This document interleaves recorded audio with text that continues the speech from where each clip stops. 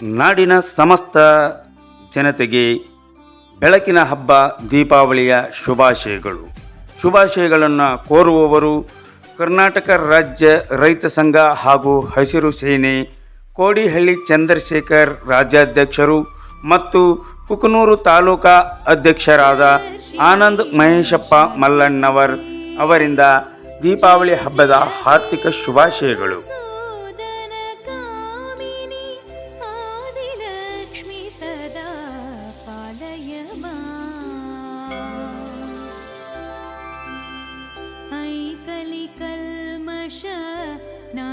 नाशरिकामिनी वैदिकरूपिणी वेदमये क्षीरसमुद्भव मङ्गलरूपिणी मन्त्रनिवासिनी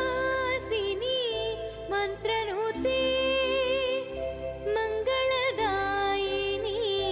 अम्बुजवासिनी देवगणाश्रित पादयुते जय जय